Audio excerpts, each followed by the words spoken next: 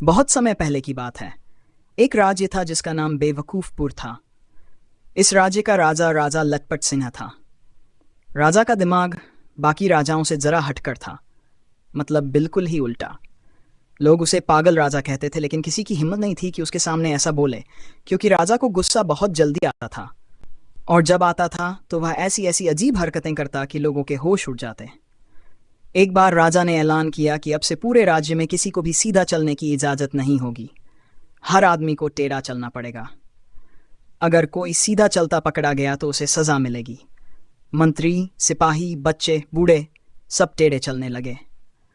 बाजार में लोग जिगजैग चल रहे थे, सैनिक लहराते हुए चल रहे थे, और तो और घोड़े और हाथी तक को टेढ़ा चलाने की कोशिश की जा रही थी। पर सबसे बड़ी मुसीबत तब आई जब एक दिन राजा खुद सीधा चलते हुए पकड़ लिया गया। सारे मंत्री डर गए कि अब क्या होगा। राजा ने दिमाग दौड़ाया और कहा, मैं राजा हूं, मुझे कानून मानने की जरूरत नहीं। सबने तुरंत ताली बजाकर हाँ में हाँ मिला दी, क्योंकि कोई पागल राजा से बहस नहीं कर सकता था। एक दिन राजा को ख्याल आया कि राजमहल में घोड़े और ऊंटों को राजा जैसा सम्मान मिलना चाहिए। उसने आदेश दिया कि सारे घोड़ों और ऊंटों को सोने के तख्त पर बैठाकर खाना खिलाया जाएगा।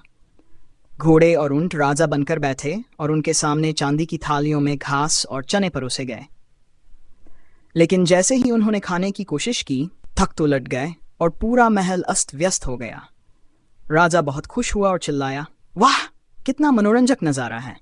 उसने इस दृश्य को रोज देखने के लिए नियम बना दिया कि हर दिन यह तमाशा दोहराया जाएगा। एक दिन राजा ने ऐलान किया कि अब से हर आदमी को अपना नाम बदलकर कोई सब्जी या फल रखना होगा। मंत्री का नाम भिंडीलाल, सेनापति का नाम ठिंडा सिंह और सबसे बड़े ज्योतिषी का नाम केला प्रसाद रखा गया। राजा खुद को अनार महाराज बुलाने लगा, लेकिन मुसीबत तब हुई जब उसे किसी ने राजा लटपट सिंह कह दिया। राजा आग बबूला हो गया और चिल्लाया, तुमने मुझे इंसान कैसे बोल दिया? मैं अनार हूं, अनार। अब पूरे दरबार में हर कोई एक दूसरे को अरे बैंगन जी कैसे हैं, क्यों लौकी महाराज क्या हाल है कहकर पुकारने लगा। कहानी जा एक दिन राजा लटपट सिंह ने आदेश दिया कि अब से पूरे राज्य में कोई भी इंसान अपने पैरों पर नहीं चलेगा। सबको उटपटांग तरीकों से चलना होगा। कोई घुटनों के बल चले, कोई हाथों के सहारे और कोई उल्टा होकर लुढ़कता हुआ चले। सिपाहियों ने ऐलान कर दिया कि जो इस नियम का पालन नहीं करेगा उसे ऊंट के साथ दौड़ लगानी होगी, और अगर हार गया तो उसे पूरे दिन मेंढक की तरह कूदते रहना पड़ेगा। अगले ही दिन पूरा राज्य अजीब नज़ारे से भर गया। मंत्री हाथों के बल चलने की कोशिश में गिर रहे थे, दरबारी घुटनों पर रेंगते हुए राजमहल पहुंचने की कोशिश कर रहे थे, और आम लोग अपने ही तरीकों से खुद को गिराते पछाड़ते आगे बढ़ रहे थे। लेकिन सबसे ज्यादा हंसी तब आई जब खुद राजा अपने नए नियम के अनुसार उल्टा होकर चलने की कोशिश करने लगा और लुढ़कते लुढ़कते सीधे तालाब में जा गिरा। राजा को भीगा देखकर पूरी सभा सन्न रह गई। कोई हंसी रोकने की कोशिश कर रहा था, कोई डर के मारे अपनी सांस थामे खड़ा था। तभी राजा उठकर बोला, वाह, यह तो बहुत मजेदार था। अब से हर सुबह मैं खुद तालाब में लुढ़क कर जाऊंगा, और जो दरबारी मेरे साथ लुढ़केगा उसे इनाम मिलेगा। अब हर सुबह राजमहल के बाहर यह अजीब नज़ारा देखने को मिलता कि राजा और उसके दरबारी तालाब की तरफ लुढ़कते चले जा रहे हैं। कुछ लोग सीधे तालाब में गिरते, कुछ रास्ते में ही धूल में सने पड़े मिलते, और कुछ तालाब तक पहुंचते ही उलझकर एक दूसरे पर गिर जाते। कुछ दिन बाद राजा को लगा कि केवल लुढ़कना काफ़ी नहीं है। उसने घोषणा की कि अब से हर आदमी को किसी न किसी जानवर की आवाज़ निकालनी होगी। अगर कोई चुप रहा तो उसे पूरे दिन मुर्गा बनकर खड़ा रहना पड़ेगा। अगले ही दिन से दरबार में हर कोई किसी न किसी जानवर की आवाज़ निकाल रहा था। मंत्री भैंस की तरह रंभा रहे थे, सैनिक कुत्ते की तरह भौंक रहे थे, और ज्योतिषी तोते की तरह टर टर कर रहे थे। राजा खुद शेर की दहाड़ मारने लगा, लेकिन उसकी दहाड़ इतनी अजीब थी कि हाथी तक डरकर भाग गए। इसी बीच एक बार एक विदेशी मेहमान राजा से मिलने आया। जैसे ही वह दरबार में पहुंचा, उसने देखा कि पूरी सभा किसी चिड़ियाघर से भी ज़्यादा शोर मचा रही है। कोई बिल्ली की तरह म्याऊं कर रहा था, कोई गधे की तरह डेंचू डेंचू चिल्ला रहा था, और राजा खुद बंदर की तरह उछल कूद कर रहा था। विदेशी मेहमान यह सब देखकर घबरा गया और चिल्लाया, यह कौन सा पागल खाना है? राजा ने गर्व से जवाब दिया, यह मेरा दरबार है, यहाँ हर कोई अपने असली रूप में रहता है। विदेशी मेहमान घबराकर उल्टे पैरों भागा और उसने कसम खाई कि वह दोबारा इस राज्य में कभी कदम नहीं रखेगा। राजा लटपट सिंह की अजीब हरकतें खत्म होने का नाम नहीं ले रही थीं। एक दिन उसने ऐलान किया कि अब से हर आदमी को उल्टे कपड़े पहनने होंगे। जो कोई भी ठीक से कपड़े पहने दिखा उसे सजा दी जाएगी। अगले ही दिन से पूरा राज्य अजीब दिखने लगा। कोई कमीज को उल्टा पहनकर घूम रहा था, कोई धोती को सिर पर बांधकर, तो कोई जूते हाथों में डालकर चल रहा था। दरबार में मंत्रीगण भी राजा की नकल कर रहे थे। प्रधानमंत्री ने अपनी पगड़ी कमर पर लपेट ली, कोषाध्यक्ष ने अपनी जैकेट उल्टी पहन ली और सेनापति ने अपनी तलवार म्यान के बाहर टांगी हुई थी। राजा खुद अपने राजसी वस्त्रों को उल्टा पहनकर गर्व से घूम रहा था और हर किसी को अपने अजीब फैशन की तारीफ करने को कह रहा था। कुछ दिन बाद राजा को यह फैशन भी पुराना लगने लगा, तो उसने एक नया फरमान जारी कर दिया कि अब से हर आदमी को हर बात गाने के अंदाज में बोलनी होगी। अगर कोई साधारण तरीके से बात करता पकड़ा गया तो उसे पूरे दिन ताली बजाकर नाचना पड़ेगा। अब पूरे राज्य में अजीब माहौल बन गया। बाजार में सब्जी वाले गाकर बोल रहे थे, टमाटर ले लो, प्याज ले लो, भाव थोड़े ज्यादा हैं, मत घबराओ। ग्राहक भी जवाब में गाकर बोलते, भाव कम कर दो वरना हम चले जाएंगे। सैनिक पहरा देते हुए गा रहे थे, कोई इधर से नहीं जाएगा, नहीं तो पकड़ लिया जाएगा। राजा खुद भी आदेश गाने के रूप में देने लगा, मुझे खाना दो, जल्दी से लाओ वरना तुमको सजा दिलवाओ। राजमहल में हर समय संगीत बजने लगा, लेकिन धीरे धीरे यह परेशानी का कारण बनने लगा। किसी को गंभीर बात करनी होती, लेकिन सब गाने में ही उलझ जाते। एक दिन राज्य का सबसे चतुर ज्योतिषी आया और राजा से मिलने की इच्छा जताई। उसे दरबार में लाया गया और उसने गाकर कहा, महाराज, संकट आने वाला है, आपके राज्य पर आफत का साया है। राजा चौंका, लेकिन फिर उसने भी गाकर पूछा, कौन सी आफत, कैसी आफत, जल्दी बताओ, क्या है हालत? ज्योतिषी बोला, दुश्मन राजा ने भेजी सेना, वो करने वाले हैं हमला। अगर उन्हें न रोका गया तो सब होगा बेकार। राजा ने हंसकर जवाब दिया, फिक्र नहीं, चिंता नहीं, हम भी करेंगे जंग सही, मगर पहले जरा खाने दो, फिर सोचेंगे क्या करना है। ज्योतिषी ने अपना माथा पीट लिया और समझ गया कि इस राज्य का भला कोई नहीं कर सकता। उधर दुश्मन राजा की सेना राज्य की सीमा पर पहुंच चुकी थी, लेकिन जब उन्होंने देखा कि ये पूरा राज्य गाने बजाने और अजीब हरकतों में ही लगा हुआ है, तो वे खुद ही उलझन में पड़ गए। सेनापति ने सोचा कि ये कोई नया जादू है या फिर कोई चाल। डर के मारे वे बिना लड़े ही वापस लौट गए। राजा को जब यह खबर मिली तो उसने नाचते हुए ऐलान किया, देखो देखो, जीत हमारी, हमसे डर गई दुनिया सारी। पूरी जनता झूम उठी और राज्य में नया नियम बना दिया गया कि अब से कोई भी खबर हो उसे जश्न की तरह मनाना अनिवार्य होगा। राजा लटपट सिंह का मन फिर किसी नई हरकत की तलाश में था। एक दिन वह अपने महल की छत पर बैठा था, तभी उसे एक कबूतर उड़ता हुआ दिखा। अचानक उसके दिमाग में अजीब ख्याल आया और उसने ऐलान कर दिया कि अब से पूरे राज्य में हर आदमी को पक्षियों की तरह उड़ने की कोशिश करनी होगी। जो उड़ नहीं पाया उसे दिन भर मुर्गे की तरह डैने फड़फड़ाने होंगे। सैनिकों ने राजा का फरमान पूरे राज्य में सुना दिया। अगले ही दिन से शहर का नज़ारा बिल्कुल बदल गया। कुछ लोग छतों से कूदने की कोशिश कर रहे थे, कुछ पंख बनाकर हवा में हाथ मार रहे थे और कुछ बस इधर उधर फुदक रहे थे। कई लोग ऊंची दीवारों से कूदकर उड़ने की कोशिश में सीधे नीचे गिर पड़े। महल के मंत्री भी राजा को खुश करने के लिए बांस के पंख बांध कर दौड़ लगा रहे थे। सेनापति ने तो पूरे शरीर पर पंख चिपका लिए और घंटों तक का कागज बने पंखों को फड़फड़ाता रहा। राजा खुद भी उड़ने की कोशिश करने लगा।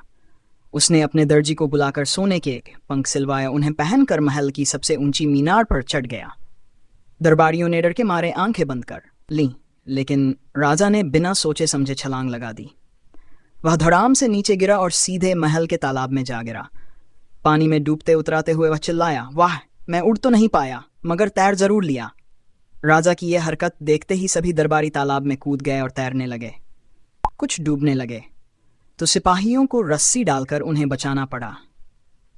लेकिन राजा को यह खेल इतना पसंद आया कि उसने नया फरमान जारी कर दिया कि अब से हर आदमी को उड़ने की कोशिश करने के बाद तालाब में कूदना अनिवार्य होगा। कुछ दिन बाद राजा को फिर एक अजीब ख्याल आया। उसे लगा कि घोड़े और हाथी बहुत आम हो चुके हैं, इसलिए उसने ऐलान किया कि अब से सवारी के लिए अजीब अजीब जानवरों का इस्तेमाल किया जाएगा। लोगों को मेंढकों, सूअरों और मुर्गियों पर सवारी करने के लिए कहा गया। जो ऐसा नहीं करेगा उसे गोभी के पत्तों का मुकुट पहनकर पूरा दिन नाचना पड़ेगा। राजमहल में यह फरमान सुनकर हड़कंप मच गया। मंत्री अपने कद के हिसाब से बकरियों पर चढ़ने की कोशिश कर रहे थे, लेकिन बकरियां उन्हें गिराकर भाग जातीं। सैनिक मुर्गियों को पकड़कर उन पर बैठने की कोशिश में थे, लेकिन मुर्गियां फड़फड़ाकर भाग जाई थीं। राजा खुद हाथ में रस्सी लेकर मेंढक पर बैठने की कोशिश कर रहा था, लेकिन मेंढक इतनी तेजी से कूदकर निकल जाता कि राजा हर बार कीचड़ में गिर जाता। राजा का चेहरा कीचड़ से लथपथ हो गया, लेकिन उसने खुश होकर कहा, बहुत बढ़िया, अब से कीचड़ में गिरना भी राज्य का नियम होगा। अगले ही दिन राज्य भर के लोग जबरदस्ती कीचड़ में गिरने लगे, कोई अपने कपड़ों के साथ, कोई अपनी किताबों के साथ, कोई अपने पूरे परिवार के साथ। राजा को अब भी चैन नहीं था। उसे लगा कि सिर्फ जमीन पर अजीब हरकतें करने से मजा नहीं आ रहा, कुछ पानी में भी होना चाहिए। उसने नया आदेश जारी किया कि हर आदमी को कम से कम एक बार मछली से बात करनी होगी। जो मछली से बात नहीं कर पाएगा, उसे पूरे दिन जलपरी की तरह पानी में तैरना पड़ेगा। बाजारों में लोग तालाब के किनारे बैठकर मछलियों से बात करने की कोशिश करने लगे। ओ मछली बहन, कैसी हो? मछली महारानी, क्या खा रही हो? लेकिन मछलियां बेचैनी से इधर उधर भागती रहीं। कुछ लोगों ने मछलियों को समझाने के लिए पानी में छलांग लगा दी और खुद डूबने लगे। सैनिक रस्सी डालकर उन्हें खींच रहे थे और पूरा राज्य जलपरी बनने की कोशिश में पानी में उछल कूद कर रहा था। राजा तालाब के किनारे बैठकर यह तमाशा देख रहा था और ठहाके मारकर हंस रहा था। तभी अचानक एक बड़ी मछली उछलकर उसके पास आ गई और राजा के चेहरे पर पानी की तेज छींटा मार दी। राजा ने आंखें झपकाई, फिर जोर से हंस पड़ा और बोला, वाह, ये तो सबसे अच्छी बात हुई। अब से हर आदमी को मछली से थप्पड़ खाना होगा। अगले दिन पूरे राज्य में लोग तालाबों के किनारे बैठे थे, मछलियों से थप्पड़ खाने का इंतजार कर रहे थे। कोई मछली के आगे हाथ जोड़ रहा था, कोई पानी में मुंह डालकर खुद थप्पड़ खाने की कोशिश कर रहा था और कोई सीधा तालाब में गिरकर लहरों से टकरा रहा था। पूरे राज्य में पागलपन का नया अध्याय जुड़ गया था। राजा लटपट सिंह का राज्य अब पूरी तरह से अजीब हरकतों का अड्डा बन चुका था। हर आदमी उल्टे कपड़े पहनकर टेढ़ा चलता था, हर बात गाकर बोलता था, मछलियों से थप्पड़ खाने की कोशिश करता था और अजीब जानवरों की सवारी करने में जुटा रहता था। पूरा राज्य एक अजीब सा तमाशा बन चुका था, लेकिन किसी को भी इससे परेशानी नहीं थी, क्योंकि राजा खुश था और जब राजा खुश होता था तो प्रजा को भी खुश होना ही पड़ता था। एक दिन राजा ने ऐलान किया कि अब से हर आदमी को खुद को नया नाम देना होगा और वह नाम जितना अजीब होगा उतना ही अच्छा माना जाएगा। अगले ही दिन लोगों ने अपने पुराने नाम छोड़ दिए और नए नाम रख लिए। कोई खुद को खरबूजा सिंह ही बुलाने लगा तो कोई पलंग तोड़ प्रसाद बन गया। मंत्री ने अपना नाम तुर्रम खान आलू रख लिया और सेनापति ने खुद को नारियल चप्पल कहना शुरू कर दिया। अब दरबार का नज़ारा और भी विचित्र हो गया। राजा जब किसी मंत्री को बुलाता तो कहता, अरे तुर्रम खान आलू इधर आओ, और जब सेनापति को बुलाता तो चिल्लाता, ओ नारियल चप्पल जल्दी आओ। पूरा दरबार इस अजीब बदलाव में इतना उलझ गया कि किसी को समझ ही नहीं आ रहा था कि कौन किसे बुला रहा है। लेकिन असली समस्या तब आई जब राजा खुद भूल गया कि उसने अपना नाम क्या रखा था। एक दिन दरबार में उसने चिल्लाया, मुझे बुलाओ। मंत्री ने डरते हुए पूछा, लेकिन महाराज आपका नाम क्या है? राजा सोच में पड़ गया। वह कुछ देर आंखें बंद करके सोचता रहा, फिर बोला, मेरा नाम, मेरा नाम। और फिर अचानक से चिल्लाया, अरे मेरा नाम क्या था? पूरे दरबार में सन्नाटा छा गया। सब एक दूसरे का मुंह देखने लगे। कोई नहीं जानता था कि राजा ने अपना नाम क्या रखा था। राजा खुद ही भूल चुका था। उसने हर मंत्री से पूछा, हर सिपाही से पूछा, हर दरबारी से पूछा, लेकिन कोई भी जवाब नहीं दे सका। अब राजा को गुस्सा आ गया। उसने ऐलान किया, जिसे भी मेरा नाम याद आएगा उसे मैं अपनी आधी सत्ता दे दूंगा। दरबार में खलबली मच गई। सब सोचने लगे, लेकिन कोई भी राजा का नाम याद नहीं कर सका। राजा खुद को क्या बुला था, ये बात किसी को याद नहीं थी। आखिरकार राजा ने खुद ही फैसला किया कि अब से वह सिर्फ राजा कहलाएगा, कोई भी उसे किसी और नाम से नहीं बुलाएगा, क्योंकि जब नाम ही याद नहीं तो नया नाम रखना सबसे अच्छा होगा। इस अजीब फैसले के बाद पूरा राज्य धीरे धीरे अपने पुराने तरीकों पर लौटने लगा।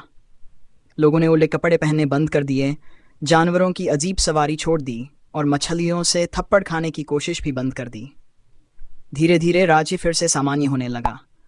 राजा अब भी अजीब हरकतें करता था, लेकिन लोग अब उसे गंभीरता से नहीं लेते थे। जब भी वह कोई अजीब नियम बनाता, लोग हंसकर टाल देते और अपना काम करने लगते। राजा यह देखता, फिर खुद ही अपनी हरकतों पर हंस पड़ता। समय बीतता गया, राजा बूढ़ा हो गया और उसके राज्य का हाल पहले जैसा हो गया।